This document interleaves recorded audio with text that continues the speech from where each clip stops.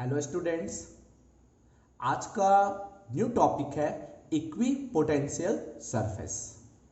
हम लोग electric field, electric potential difference और इलेक्ट्रिक पोटेंशियल ग्रेडियंट स्टडी कर चुके हैं। इन्हीं टॉपिक का यूज करके हम इक्वी पोटेंशियल सरफेस क्या होता है, ये सरफेस गिवन चार्ज डिस्ट्रीब्यूशन के वजह से या आइसोलेटेड चार्ज पार्टिकल के वजह से किस शेप में प्राप्त होता है, और इसके साथ साथ कुछ इसके प्रॉपर्टीज है, उस प्रॉपर्टीज को हम समझेंगे। तो सबसे पहले हम इक्विपोटेंशियल सरफेस को समझते हैं कि ये सरफेस क्या होता है और किस सरफेस को हम इक्विपोटेंशियल सरफेस कहेंगे। तो इक्विपोटेंशियल सरफेस में जो वर्ड है इक्विपोटेंशियल, वो दो वर्ड से बना है। एक है इक्वी मींस इक्वल और दूसरा हो गया पोटेंशियल, यानी एक ऐसा सरफेस जहां पोटेंशियल इक्वल हो।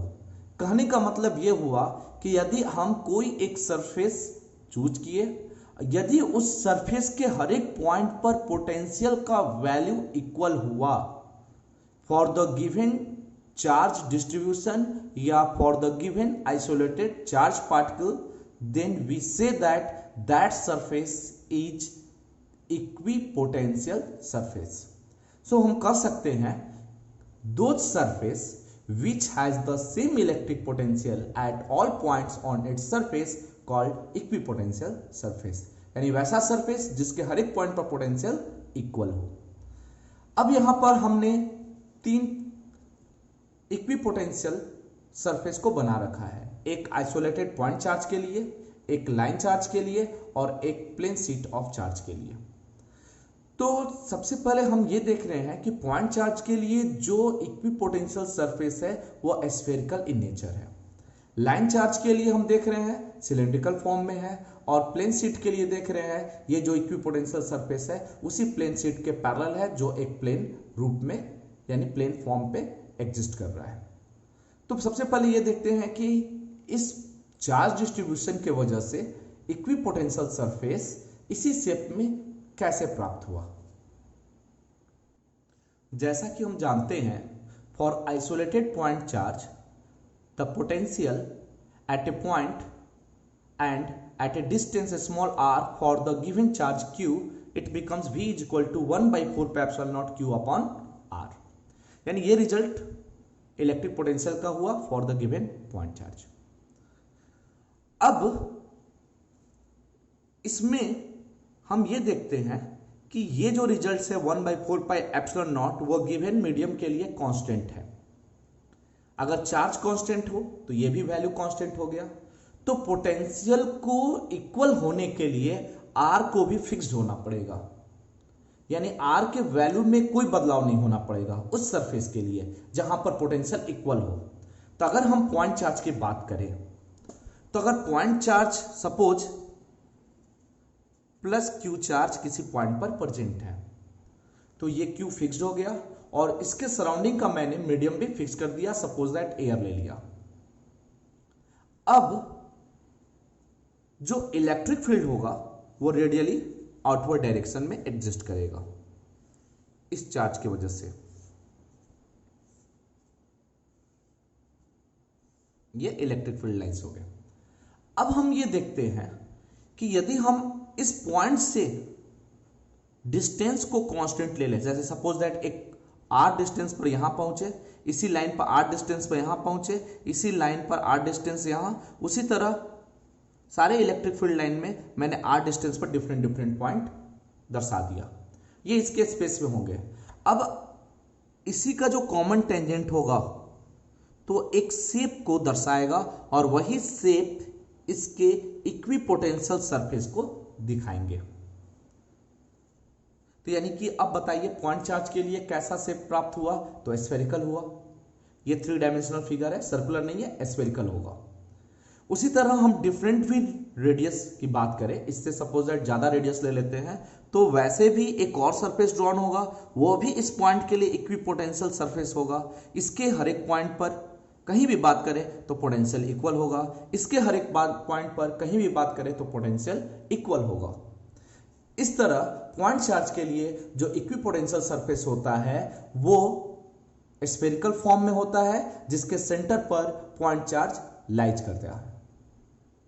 तो इस तरह ये इंडिविजुअल इक्विपोटेंशियल सरफेसेस हो गए इस पॉइंट चार्ज के लिए। उसी तरह अगर हम लाइन चार्ज की बात करें तो लाइन चार्ज के सराउंडिंग में अगर हम एक सिलेंड्रिकल शेप ले लेते हैं जिसमें लाइन चार्ज को उसके सेंटर के अलोंग उसके एक्सिस पर प्लेस कर देंगे,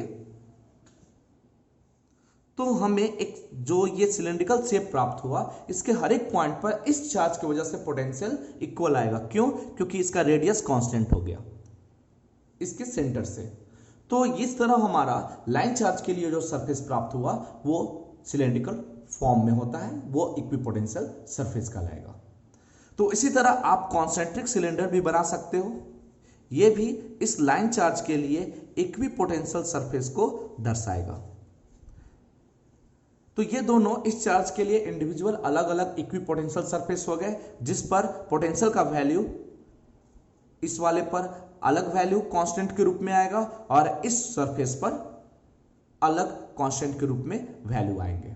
ये ध्यान रखिएगा, इन दोनों सरफेस पर पोटेंशियल की वैल्यू अलग अलग होगी, लेकिन इसके हर एक सरफेस पर सपोज दैट हम स्मॉल रेडियस वाले की सिलेंडर की बात करेंगे तो उसके हर एक सरफेस पर पोटेंशियल का वैल्यू क्या होगा? इक्वल होगा। वो एक इक्विपोटेंशियल सरफेस होगा इंडिविजुअली, और वो ये भी एक इक्विपोटेंशियल सरफेस होगा individually for the given line charge. उसी तरह अगर हम प्लेन शीट ऑफ चार्ज की बात करें तो प्लेन शीट ऑफ चार्ज के लिए जो इक्विपोटेंशियल सरफेसेस होंगे वो इसी तरह इसी प्लेन के पैरेलल होंगे। क्यों? क्योंकि इस चार्ज डिस्ट्रीब्यूशन की वजह से जो भी इस प्लेन की जो दूरी होगी पैरेलल होने की वजह से कांस्टेंट हो जाएगा। तो इस तरह इसके हर एक पॉइंट पर पोटेंशियल का वैल्यू, उसी तरह इसके वजह से इसके हर एक पॉइंट पर पोटेंशियल का वैल्यू इक्वल हो गया। तो इस तरह इस चार्ज डिस्ट्रीब्यूशन के लिए ये दोनों इक्विपोटेंशियल सरफेस की तरह वर्क करेगा। तो हम कह सकते हैं कि प्लेन चार्ज डिस्ट्रीब्यूशन की वजह से, चाहे वो प्लेन चार्ज शीट हो चाहे प्लेन चार्ज हो, उसके लिए जो इक्विपोटेंशियल सरफेस होते हैं वो भी प्लेन ही फॉर्म में अकर करेंगे। अब properties of an equipotential surface को देख लेते हैं। तो सबसे पहले हम प्रॉपर्टीज में ये पढ़ेंगे कि जो अभी डिफिनेशन में जाना कि इक्विपोटेंशियल सरफेस के हर एक पॉइंट पर पोटेंशियल कांस्टेंट होता है, यानी कि अगर पोटेंशियल कांस्टेंट होगा तो दो पॉइंट की बात करेंगे, यानी एक ही सरफेस के दो पॉइंट की बात करेंगे तो दो पॉइंट पर पोटेंशियल सेम मिलेगा, और दोनों पॉइंट के बीच का जो पोटेंशियल डिफरेंस होगा वो भी क्या होगा? जीरो होगा। यानी कि हम कोई चार्ज पार्टिकल को उस सरफेस के एक पॉइंट से दूसरे पॉइंट तक ले जाएं तो पोटेंशियल डिफरेंस का जो रिजल्ट होगा वो क्या होगा? जीरो होगा। तो वही पॉइंट लिखा गया है यहां, potential difference any two points on equipotential surface is zero because electric potential at every each point on it has same value. इसे हम कुछ एग्जांपल्स के थ्रू देख लेते हैं। एग्जाम्पल के लिए मैंने एक पॉइंट चार्ज की वजह से प्राप्त स्फेरिकल इक्विपोटेंशियल सरफेस ले लिया। अब हम कोई चार्ज पार्टिकल को, सपोज कोई चार्ज पार्टिकल क्यू नॉट है, उसको इस सरफेस के ए पॉइंट से बी पॉइंट की ओर कैरी कर रहे हैं चार्ज पार्टिकल को। तो वैसी स्थिति में भी ए का जो पोटेंशियल होगा वो कांस्टेंट है v के बराबर, बी पॉइंट पर भी जो पोटेंशियल होगा वो भी v के बराबर। तो दोनों के बीच का जो पोटेंशियल डिफरेंस हुआ va minus vb to carry the charge from point A to B, it becomes v minus vb equal to zero.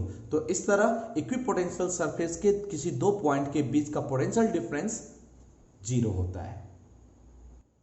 अब तो हमने पोटेंशियल डिफरेंस ये समझ लिया कि पोटेंशियल डिफरेंस दो पॉइंट पर जीरो होता है। तो अगर हम चार्ज पार्टिकल को ए से बी पॉइंट तक अगर लेकर जाते हैं तो उसके लिए हमें कुछ वर्क करना पड़ेगा। तो अगर हम वर्क करते हैं तो ये देखते हैं कि वर्क का वैल्यू कितना होता है। तो पोटेंशियल डिफरेंस के फॉर्मूला से जो डेल्टा भी होता है वो delta W upon Q not, यदि हम चार्ज क्यू नॉट को कैरी किए हैं। अगर हम चार्ज को ए से बी की ओर लाए हैं तो ये वर्क डन किसके बराबर होगा, यही work done W A B upon Q nought हो गया। तो ऐसी स्थिति में ये जो वर्क डन है वो हो जाएगा W A B is equal to Q nought into delta V. अब हम लोग देखते हैं कि ये जो डेल्टा वी का वैल्यू है वो डेल्टा वी यानी V A minus V B, ये रिजल्ट किसके बराबर है, जीरो। तो यानी इक्विपोटेंशियल सरफेस के लिए रिजल्ट जीरो हुआ तो ये पूरा रिजल्ट क्या हो जाएगा, जीरो, यानी वर्क डन जो होगा वो जीरो होगा। तो हम कह सकते हैं no work is to be done in carrying any electric charge from one point to equipotential surface to another point on it, यानी नेट वर्क डन जीरो हुआ। इसी चीज को मैंने यहां दर्शा दिया। नेक्स्ट पॉइंट है कि यदि हम दो इक्विपोटेंशियल सरफेस की बात करें तो जैसे इलेक्ट्रिक फील्ड लाइंस एक दूसरे को कभी भी इंटरसेक्ट नहीं कर सकते, उसी तरह दो इक्विपोटेंशियल सरफेस कभी भी एक दूसरे को इंटरसेक्ट नहीं करेंगे, चाहे वो किसी फॉर्म में क्यों ना हो। Electric field are always normal to the surface of an equipotential surface. कहने का मतलब यह हुआ कि इक्विपोटेंशियल सरफेस पर इलेक्ट्रिक फील्ड ऑलवेज नॉर्मल होता है, यानी 90 डिग्री उसके सरफेस से, उसके प्लेन के सरफेस से बनाएगा, चाहे वो इक्विपोटेंशियल सरफेस किसी भी फॉर्म में क्यों ना हो, चाहे स्फेरिकल हो, सिलेंड्रिकल हो, प्लेन शीट चार्ज के फॉर्म में हो। वैसी स्थिति में जो इलेक्ट्रिक फील्ड होगा वो उसके सरफेस के परपेंडिकुलर होगा। इसको हम मैथमेटिकली प्रूफ कर लेते हैं। यदि किसी इक्विपोटेंशियल सरफेस के किसी छोटे से डिस्टेंस की बात करते हैं dl, if dl is the small distance over the equipotential surface through which unit positive charge carried, यानी उस स्मॉल डिस्टेंस पर हम यूनिट पॉजिटिव चार्ज को एक पॉइंट से दूसरे पॉइंट तक मूव कराएंगे तो वर्क डन होगा। तो वो वर्क डन जो होगा वो हम लोग पढ़ चुके हैं E vector dot dl vector के इक्वल होता है। और हम जानते हैं कि इक्विपोटेंशियल सरफेस के लिए जो वर्क डन होता है वो वर्क डन जीरो होता है। तो इस तरह अगर हम इसको सॉल्व करें डॉट प्रोडक्ट के मेथड से तो EDL cos theta is equal to zero. तो ऐसी स्थिति में cos थीटा क्या हो जाएगा, जीरो हो जाएगा। तो cos थीटा अगर जीरो हुआ तो इसका मतलब थीटा क्या हो गया, 90 डिग्री हो गया। तो DL जो है वो कहाँ है, तो DL सरफेस पर है। E वेक्टर और DL के बीच का यहाँ एंगल है, तो यहाँ पर DL सरफेस पर हो गया और E वेक्टर उस सरफेस से बाहर कहीं भी किसी एंगल पर एग्जिस्ट कर रहा है। तो यहाँ पर हम ये देख सकते हैं कि यहाँ जो थीटा आ रहा है वो 90 डिग्री आ रहा है। इसका मतलब क्या है कि इलेक्ट्रिक फील्ड जो हुआ उसके सरफेस के परपेंडिकुलर हो गया। अगर हम इसके पहले वाले फिगर को देखें जो हम लोगों ने अभी डिस्कस किया है तो उसमें भी ये पाएंगे कि सरफेस पर जो इलेक्ट्रिक फील्ड है वो परपेंडिकुलर है। कैसे, जैसे हम स्फेरिकल शेप की बात करते हैं तो स्फेरिकल शेप वाले के केस में देखते हैं कि ये electric field lines red colour से बना हुआ है और ब्लू कलर से ये इक्विपोटेंशियल सरफेस है। तो इस सरफेस पर अगर हम टेंजेंट ड्रॉ करते हैं तो ये इलेक्ट्रिक फील्ड इसके सरफेस के क्या होगा, परपेंडिकुलर, यानी हर एक पॉइंट पर ये परपेंडिकुलर होगा। और ऐसे भी पॉइंट चार्ज के लिए इलेक्ट्रिक फील्ड रेडियली आउटवर्ड होता है तो रेडियस सरफेस पर हमेशा नॉर्मल ही होता है, यानी कि उसके सरफेस पर टेंजेंट ड्रॉ करेंगे तो वो नॉर्मल बनाएगा यानी 90 डिग्री बनाएगा। उसी तरह कंडीशन यहां भी 90 डिग्री का होगा और यहाँ का जो इलेक्ट्रिक फील्ड है इसके प्लेन के हमेशा परपेंडिकुलर होंगे और ऐसी स्थिति में भी जो भी इलेक्ट्रिक फील्ड है इसके प्लेन के ऑलवेज क्या हो रहे हैं, परपेंडिकुलर हो रहे हैं। तो ये बात ध्यान रखिएगा, electric field always perpendicular to the surface of an equipotential surface. Next properties है equipotential surface help us to distinguish the region of strong and weak electric field, यानी कि इक्विपोटेंशियल सरफेस से हम वीक और स्ट्रॉन्ग इलेक्ट्रिक फील्ड के region को प्राप्त कर सकते हैं, पता लगा सकते हैं कि कहां पर स्ट्रॉन्ग रीजन का इलेक्ट्रिक फील्ड है और कहां पर वीक रीजन का इलेक्ट्रिक फील्ड है। तो इसको हम लोग कैसे पता लगाएंगे, तो जहां पर इक्विपोटेंशियल सरफेसेस एक दूसरे के काफी क्लोजली होंगे, उस रीजन में इलेक्ट्रिक फील्ड का जो वैल्यू होगा वो स्ट्रॉन्गर होगा, और जहां एक दूसरे से काफी दूर होंगे वैसी स्थिति में वीक होगा। अब हम इस स्टेटमेंट को कुछ एग्जाम्पल के थ्रू समझते हैं। जैसे वो एग्जाम्पल 2 लाइक चार्जेज और 2 अनलाइक चार्जेज के लिए इक्विपोटेंशियल सरफेसेस क्या होता है। तो इन चार्जेज के लिए हमें इक्विपोटेंशियल सरफेसेस भी प्राप्त हो जाएंगे, और दूसरा नंबर कि इससे रिलेटेड कॉन्सेप्ट भी क्लियर हो जाएगा।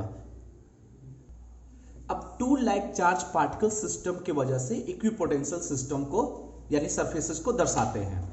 तो इसके लिए हम लोग जानते हैं कि सिंगल चार्ज के लिए, सपोज दैट ये पॉइंट चार्ज है, तो सिंगल पॉइंट चार्ज के लिए जो इक्विपोटेंशियल सरफेस होते हैं वो स्फेरिकल होते हैं। तो इसके लिए भी स्फेरिकल होंगे और इसके लिए भी स्फेरिकल होंगे। लेकिन जब दोनों एक दूसरे के इलेक्ट्रिक फील्ड के रीजन में आएगा तो दोनों का जो स्फेयर है यानी इक्विपोटेंशियल सरफेस जो स्फेरिकल फॉर्म में है उसका सेंटर चेंज कर जाएगा। कैसे वो देखते हैं। इसको समझने के लिए सबसे पहले हम इन दोनों चार्जेस के इलेक्ट्रिक फील्ड को दर्शा लेते हैं। तो हालांकि दोनों एक दूसरे पर रिपल्सिव फोर्स लगाएंगे, तो इसके लिए जो इलेक्ट्रिक फील्ड लाइंस बनेंगे कुछ इस फॉर्म में होंगे। तो ये इलेक्ट्रिक फील्ड लाइंस हो गए 2 लाइक चार्जेस की वजह से। अब हम ये जानते हैं कि जहां पर फील्ड ज्यादा होगा वहां पर इक्विपोटेंशियल सरफेसेस क्लोज होंगे। तो सबसे पहले अब ये रीजन बताइए किस रीजन में इलेक्ट्रिक फील्ड स्ट्रेंथ ज्यादा होगा। तो हम लोग इलेक्ट्रिक फील्ड लाइंस में पढ़े हुए हैं क्या उसके प्रॉपर्टीज में कि जहां पर इलेक्ट्रिक फील्ड लाइंस का गैदरिंग ज्यादा होता है, जैसे यहां गैदरिंग ज्यादा है तो यहां पर इलेक्ट्रिक फील्ड का स्ट्रेंथ ज्यादा होगा, और यहां गैदरिंग कम है तो यहां इलेक्ट्रिक फील्ड का स्ट्रेंथ कम होगा। तो जहां इलेक्ट्रिक फील्ड का स्ट्रेंथ कम होगा वहां जो इक्विपोटेंशियल सरफेसेस होंगे वो एक दूसरे से काफी दूर होंगे। तो हम इक्विपोटेंशियल सरफेस को कुछ इस तरह दर्शा सकते हैं। तो ये दोनों जो स्फीयर दोनों चार्ज के लिए रिप्रेजेंट किया है 3 इक्विपोटेंशियल सरफेस, वो कुछ इस फॉर्म में होंगे। कैसे देखिए, इस रीजन का इलेक्ट्रिक फील्ड स्ट्रेंथ क्या है, ज्यादा है। तो ज्यादा होने की वजह से इन दोनों के बीच का जो गैपिंग है स्फीयर का वो इक्विपोटेंशियल सरफेस एक दूसरे से काफी क्लोजली हो जाएंगे। इधर इलेक्ट्रिक फील्ड का स्ट्रेंथ क्या है, कम है। तो ये जो इक्विपोटेंशियल सरफेस है वो दोनों सरफेस के बीच का जो डिफरेंस है यानी डिस्टेंस है वो बढ़ा देंगे।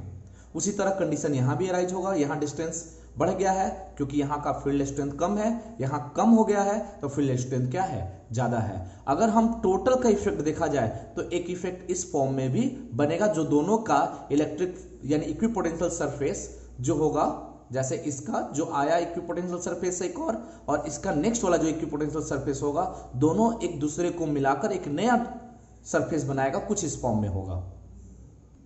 ये इस फॉर्म में, ये दोनों का ओवरलैपिंग करने के बाद दोनों स्फीयर इस फॉर्म में इक्विपोटेंशियल सरफेस बनाएंगे। उसी तरह नेक्स्ट वाले के लिए भी होगा और आगे वाले के लिए भी होगा। तो ये 2 चार्ज पार्टिकल सिस्टम के लिए जो सेम नेचर के चार्ज थे उसके लिए इक्विपोटेंशियल सरफेस का फॉर्मेशन है। अब हम लोग अनलाइक चार्जेस की वजह से इक्विपोटेंशियल सरफेसेस ड्रॉ करेंगे। For unlike charge particle system 2 charges हैं, एक प्लस और एक माइनस, दोनों का मैग्नीट्यूड इक्वल है। तो मैग्नीट्यूड इक्वल होने से जो इलेक्ट्रिक फील्ड लाइंस बनेंगे वो कुछ इस फॉर्म में होंगे जिसको रेड डॉटेड लाइन से दर्शाया गया है। ब्लू कलर से जो बना हुआ है सरफेस स्फेरिकल, वो इक्विपोटेंशियल सरफेस को दर्शाता है। यदि चार्ज आइसोलेटेड पॉइंट चार्ज हो तो उसके लिए स्फेरिकल तो होगा ही इक्विपोटेंशियल सरफेस, लेकिन चार्ज उसके सेंटर पर होगा। लेकिन अगर हम ग्रुप ऑफ चार्ज की बात करें, चाहे 2 या 3 चार्ज पार्टिकल सिस्टम हो, तो उसके लिए इक्विपोटेंशियल सरफेस तो स्फेरिकल होंगे ही, लेकिन जो ये चार्ज जो सेंटर में लाइज करता है वो वहां से शिफ्ट कर जाएगा। अब देखते हैं, जैसा कि जानते हैं कि प्लस और माइनस के केस में जो इलेक्ट्रिक फील्ड स्ट्रेंथ होता है वो इनके मिडिल सेक्शन में यानी बीच वाले पोर्शन में स्ट्रॉन्गर होता है, और इलेक्ट्रिक फील्ड जो वीक रीजन का होता है वो आउटसाइड आउटर रीजन में होते हैं। तो आउटर रीजन वाले स्पेस में जो इक्विपोटेंशियल सरफेसेस बनाया जाएगा उनके बीच की जो दूरी होगी वो एक दूसरे से काफी ज्यादा दर्शाएंगे with respect to their stronger region. देखिए स्ट्रॉन्गर रीजन में यहां पर क्या दर्शाया गया है, इक्विपोटेंशियल सरफेस के बीच का डिस्टेंस घट गया। जब डिस्टेंस घट गया तो ये कम डिस्टेंस रिप्रेजेंट करता है कि यहां का इलेक्ट्रिक फील्ड ज्यादा है, और ये ज्यादा स्पेस जब एक दोनों के बीच में हो गया तो ये रीजन दर्शाता है कि यहां का इलेक्ट्रिक फील्ड वीकर रीजन का है। तो इस तरह जो भी इक्विपोटेंशियल सरफेसेस होंगे वो दूसरे वाले चार्ज पार्टिकल के लिए भी यही होंगे। तो इस तरह ये equipotential surfaces for unlike charge particle system के लिए हो गया। Same equipotential surface electric dipole के लिए भी एग्जिस्ट करेगा।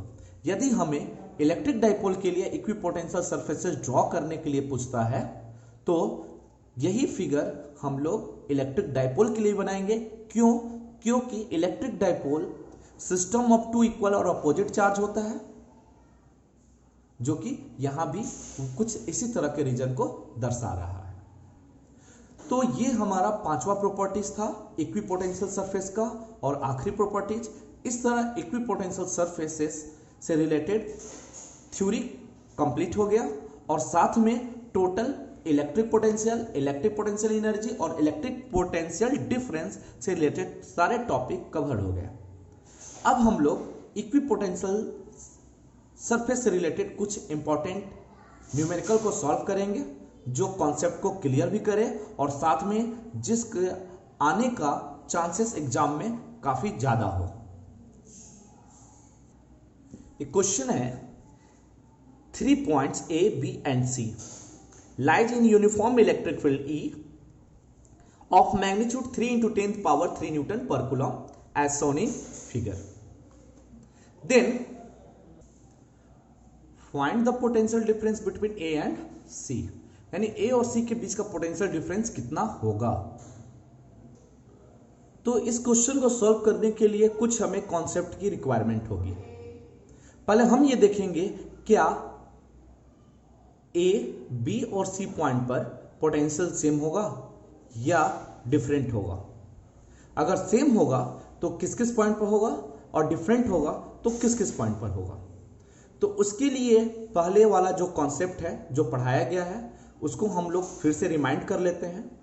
हम लोगों ने पहले इलेक्ट्रिक पोटेंशियल वाले टॉपिक में पढ़ रखा है कि जब इलेक्ट्रिक फील्ड के डायरेक्शन में आगे की ओर बढ़ते हैं तो उस डायरेक्शन में इलेक्ट्रिक पोटेंशियल का वैल्यू एक पॉइंट से दूसरे पॉइंट की ओर घटते जाता है।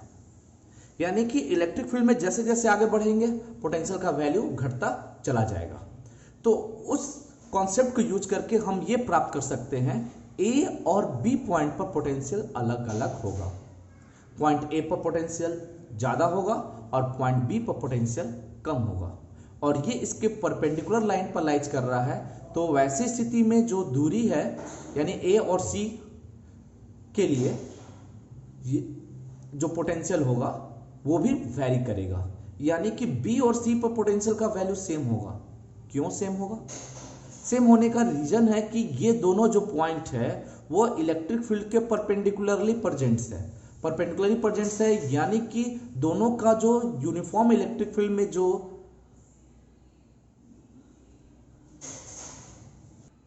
पोजीशन है वो पोजीशन एक ही पॉइंट को लोकेट कर रहा है, दर्शा रहा है, भले इनके बीच का सेपरेशन डिफरेंस 3 सेंटीमीटर क्यों ना हो। अब हम ये देखते हैं बी और सी पर पोटेंशियल सेम है और बी और सी पर पोटेंशियल सेम होने की वजह से इससे अगर एक प्लेन ड्रॉ करें तो वो एक इक्विपोटेंशियल सरफेस को दर्शाएगा। अगर हम फिगर को रिकंस्ट्रक्ट करें तो कुछ इस तरह का इक्विपोटेंशियल सरफेस प्राप्त होगा। अब देखिए इस तरह मैंने एक प्लेन बना दिया और इस बी वाले पॉइंट बी और सी के लिए अलग प्लेन और ए के लिए अलग प्लेन बना दिया। Electric field lines equipotential surface पर परपेंडिकुलर होते हैं, इसलिए मैंने दोनों प्लेन को एक दूसरे के परपेंडिकुलरली ही दर्शाया है। अब देखिए इस प्लेन पर दो पॉइंट है कि नहीं, बी और सी, तो अब तो आप कह सकते हो कि पोटेंशियल एक दूसरे के क्या होगा, इक्वल होगा। क्यों? क्योंकि ये एक इक्विपोटेंशियल सरफेस हो गया और इक्विपोटेंशियल सरफेस के हर एक पॉइंट पर पोटेंशियल इक्वल होगा। तो इसी लाइन पर जितने भी पॉइंट होंगे, चाहे इस प्लेन पर जितने भी पॉइंट होंगे, वहां पर पोटेंशियल इक्वल होगी। So we can write VB is equal to VC। और ये इससे अलग है तो यहां पर पोटेंशियल अलग होगा और उसका पोटेंशियल इसके पोटेंशियल की अपेक्षा ज्यादा होगा। अब हम लोग जानते हैं E is equal to minus dV by dx, we know then dV is equal to minus E into dx। इस फिगर को हम देख के कह सकते हैं कि जो भी पोटेंशियल डिफरेंस A और B के बीच में होगा, वही पोटेंशियल डिफरेंस A और C के बीच में होगा।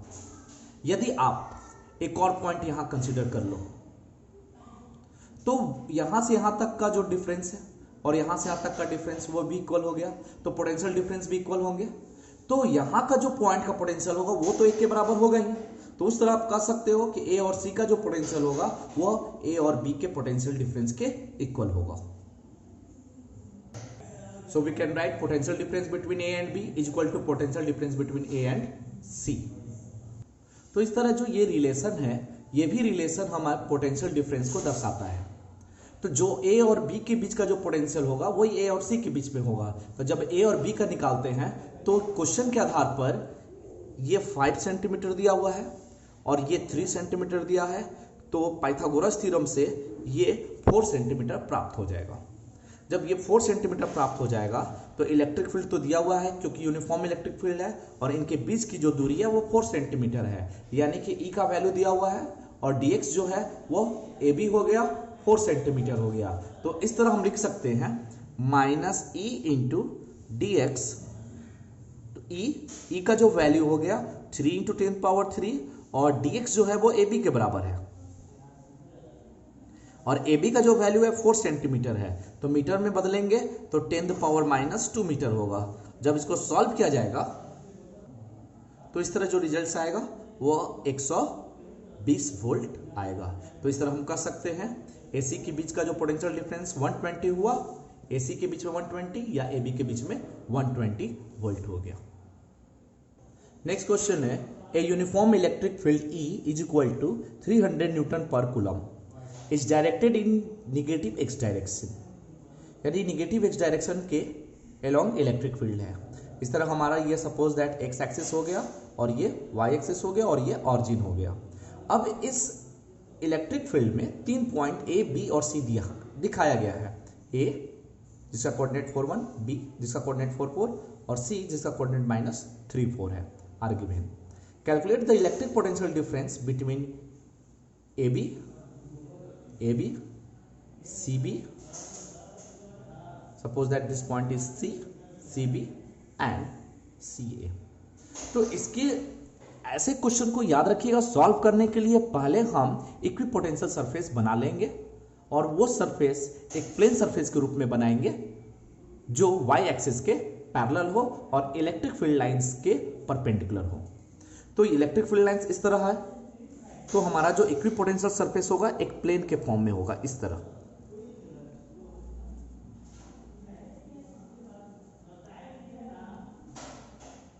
और दूसरा जो सरफेस होगा वो कुछ इस तरह का होगा। तो आप देख सकते हो ये दोनों जो पॉइंट है जिसका कोऑर्डिनेट x इक्वल है 4 4, तो यानी ये इक्विपोटेंशियल सरफेस हो गया जिस पर A और B पॉइंट लाइज कर रहा है और C अलग इक्विपोटेंशियल सरफेस पर लाइज कर रहा है। तो आप ये सोच के बताओ कि किस पॉइंट पर पोटेंशियल ज्यादा होगा, A, B और C। तो इसके लिए A और B पर तो पोटेंशियल सेम है क्योंकि वो ऑलरेडी इक्विपोटेंशियल सरफेस पर लाइज कर रहा है। तो अब ये देखते हैं B और C में या C और A में किसका पोटेंशियल ज़्यादा है। तो वही पिछला वाला कॉन्सेप्ट यूज करेंगे कि इलेक्ट्रिक फील्ड के डायरेक्शन के अलोंग इलेक्ट्रिक पोटेंशियल घटता है। क्यों? क्योंकि हम लोग पढ़ चुके हैं E equal to minus dV/dr। तो यहां जो निगेटिव साइन रिप्रेजेंट करता है कि पोटेंशियल ग्रेडियंट इलेक्ट्रिक फील्ड के डायरेक्शन में घटते जाते हैं, यानी इलेक्ट्रिक पोटेंशियल इलेक्ट्रिक फील्ड के डायरेक्शन में डिक्रीज करेंगे। तो यहां यानी इलेक्ट्रिक फील्ड के डायरेक्शन में B और C, तो B पहले है और C इलेक्ट्रिक फील्ड लाइंस के आगे है, यानी उसी डायरेक्शन में है। तो यानी इस पॉइंट पर पोटेंशियल कम होगा और इस पॉइंट पर पोटेंशियल ज़्यादा होगा। तो B का पोटेंशियल यानी VB ग्रेटर देन VC। अब हम इन दोनों के पोटेंशियल इक्विपोटेंशियल कॉन्सेप्ट को यानी इक्विपोटेंशियल सरफेस वाले कॉन्सेप्ट का यूज करके और E equal to minus dV/dx के कॉन्सेप्ट को यूज करके अब हम इस क्वेश्चन को सॉल्व करते हैं और पोटेंशियल डिफरेंस कैलकुलेट करते हैं। तो सबसे पहले हम लोग पोटेंशियल डिफरेंस A और B के बीच में निकालेंगे। तो अगर पोटेंशियल डिफरेंस A और B के बीच में निकालेंगे तो हालांकि यहां देख रहे हैं कि दोनों एक ही पॉइंट एक ही सरफेस पर लाइज कर रहा है, जिसकी वजह से दोनों का पोटेंशियल इक्वल है, तो इसका वैल्यू 0 हो जाएगा। Here VA is equal to VB, so VA minus VB is equal to 0, then delta VBA is equal to 0। Suppose ये क्वेश्चन फर्स्ट था। सेकेंड क्वेश्चन है C और B के बीच का पोटेंशियल डिफरेंस क्या होगा, इनके बीच का पोटेंशियल डिफरेंस क्या होगा। तो हम लोग यूज कर सकते हैं relation delta VCB is equal to E vector dot, देखिए E वेक्टर डॉट और CB वेक्टर, तो दोनों के बीच का एंगल कितना है 180 डिग्री, cos 180 डिग्री। अब देखिए आपके मन में एक प्रश्न उठता होगा कि सर आपने E vector dot CB vector लिया, तो यहां पर BC वेक्टर क्यों नहीं लिया। इसका मेन रीजन ये है कि जब चार्ज पार्टिकल को इन्फिनिटी से लेकर आते हैं तो चार्ज पार्टिकल हमेशा इलेक्ट्रिक फील्ड के डायरेक्शन के अपोजिट ही आएगा। तो चार्ज पार्टिकल C से B की ओर आएगा, तो इसीलिए हमने CB वेक्टर ले लिया है, ये बात ध्यान रखिएगा।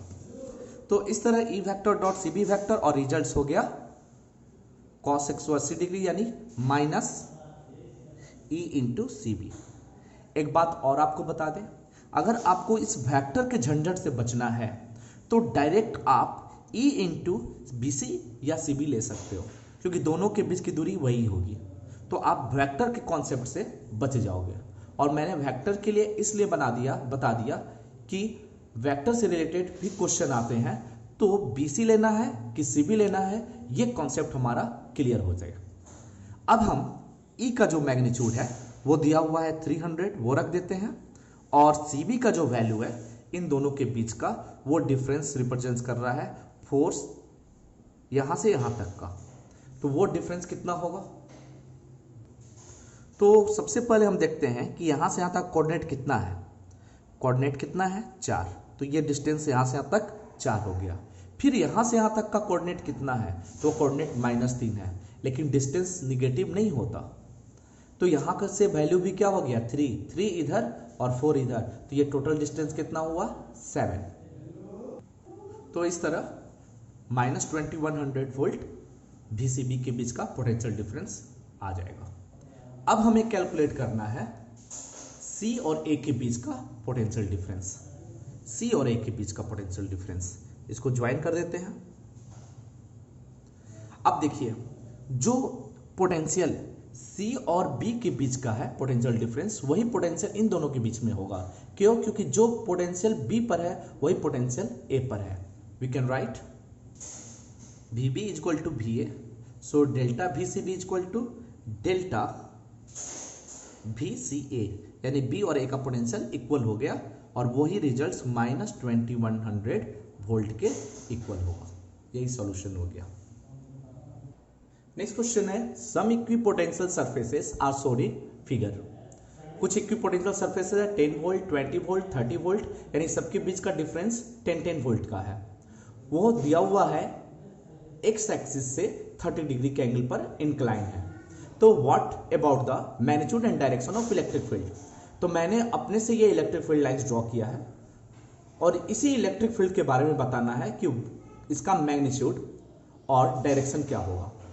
अब ये जो डायरेक्शन ऊपर की ओर दर्शाया गया है ये नीचे भी हो सकता है, लेकिन आंसर में ये ऊपर की ओर ही हो रहा है। इसको हम जानेंगे कि ये आखिर इसी डायरेक्शन में कैसे होगा, वो नीचे की ओर क्यों नहीं होगा, पहला नंबर। दूसरा नंबर, इलेक्ट्रिक फील्ड जो होते हैं वो पोटेंशियल इक्विपोटेंशियल सरफेस पर परपेंडिकुलर होते हैं, या तो परपेंडिकुलर ऊपर भी हो सकते हैं या तो परपेंडिकुलर नीचे भी हो सकते हैं। लेकिन इस क्वेश्चन में जो आंसर है वो एक्स एक्सिस से 120 डिग्री के एंगल पर इलेक्ट्रिक फील्ड है, तो इसलिए मैंने इलेक्ट्रिक फील्ड इसी लाइन में पहले बना दिया। अब इसको हम देखते हैं कि आखिर ये आता कैसे है। तो सबसे पहले हम मैग्नीट्यूड कैलकुलेट करेंगे। तो मैग्नीट्यूड कैलकुलेट करने के लिए E is equal to minus dV upon dx लिख सकते हैं। अब हमें जो परपेंडिकुलर डिस्टेंस है वो परपेंडिकुलर डिस्टेंस ये ना होकर ये होगा। क्यों? क्योंकि दो इक्विपोटेंशियल सरफेस के बीच का जो डिस्टेंस होना चाहिए वो परपेंडिकुलर डिस्टेंस होना चाहिए। तो इस तरह हम इस ट्रायंगल में ये लेंथ निकाल लेंगे और सबके लिए वो इक्वल आएगा। तो ऐसी स्थिति में जो डेल्टा भी है वो देखिए सबके बीच का कितना है, 20 माइनस 10 10 वोल्ट, 30 माइनस 20 10 वोल्ट, तो ये रिजल्ट 10 वोल्ट का है। और ये जो डिस्टेंस है तो यहां से यहां तक की दूरी जो है वो 10 है। क्यों? क्योंकि कोऑर्डिनेट इसका 10 है, आगे वाले का 20 है, आगे वाले का 30 है, तो ये दूरी 10 हो गई। जब ये 10 हो गया तो हमें ये दूरी निकालना है। तो सपोज दैट ये थीटा हुआ तो थीटा के सामने वाला परपेंडिकुलर, तो हम साइन यूज कर सकते हैं। तो ये लेंथ जो आएगा वो 10 साइन 30 डिग्री के रूप में होगा।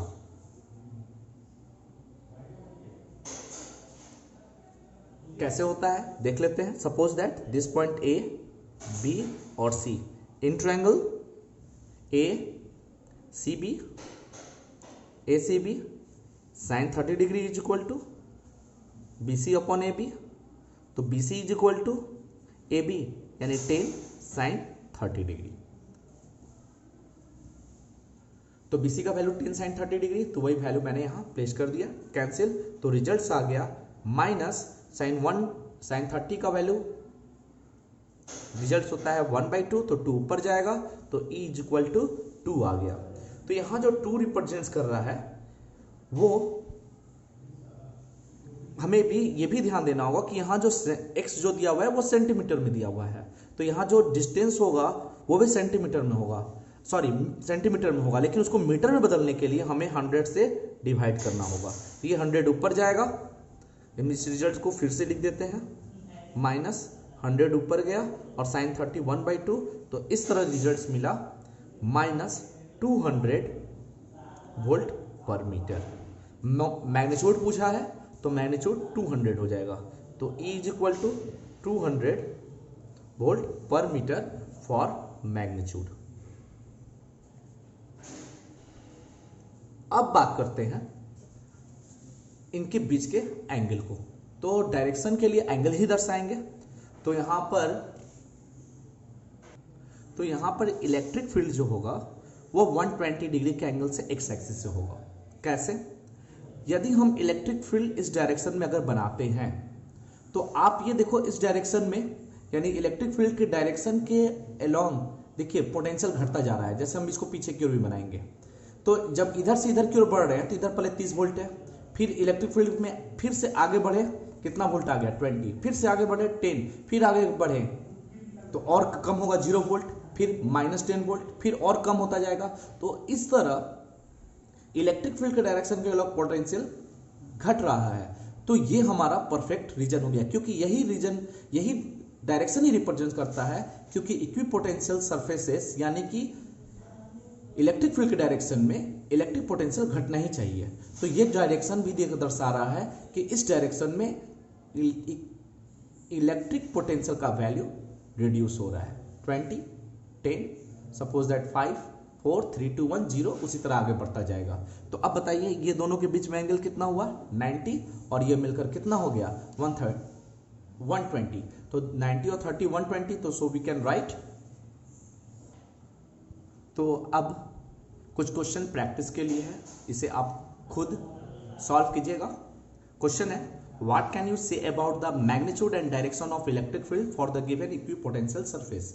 यानी ऊपर वाला जो क्वेश्चन मैंने अभी दिया है कुछ इसी से रिलेटेड स्फेरिकल नेचर में इक्विपोटेंशियल सरफेस दिया हुआ है और ये एक्स एक्सिस है, तो आपको बताना है कि मैग्नीट्यूड क्या होगा जिसका वैल्यू 60 वोल्ट पर मीटर और डायरेक्शन 120 डिग्री आ रहा है फ्रॉम एक्स एक्सिस। उसी तरह दूसरा क्वेश्चन का रहा है कि a test charge Q naught is moved from A to C, यानी ए से सी की ओर टेस्ट चार्ज को मूव कराया गया along द पाथ एबीसी दिया गया है। एबीसी कैसे है, as shown in figure. Find the potential difference between D and A, तो आप डी और ए के बीच का पोटेंशियल डिफरेंस निकालिए। उसका वैल्यू ईबी कॉस थीटा दिया है जिसमें ये जो एंगल है थीटा है, यानी इलेक्ट्रिक फील्ड से जो बीसी लाइन है वो थीटा एंगल सब्सटेंड कर रहा है और इलेक्ट्रिक फील्ड ई दिया हुआ है। तो आपको बताना है कि ये जो आंसर है वो कैसे प्राप्त होगा। यहाँ पर जो AC का जो वैल्यू है B से लेकर C तक का वो लेंथ B के बराबर है। तो इस तरह हमारा इक्विपोटेंशियल सरफेसेस से कुछ इंपॉर्टेंट न्यूमेरिकल सॉल्व हुए। अब हम कुछ क्वेश्चन असाइनमेंट में देंगे, उसको आप इंडिविजुअली अलग से सॉल्व कीजिएगा। तो इस तरह हमारा इलेक्ट्रिक पोटेंशियल से रिलेटेड टॉपिक कंप्लीट हुआ। अब नेक्स्ट टॉपिक स्टार्ट होगा कैपेसिटर।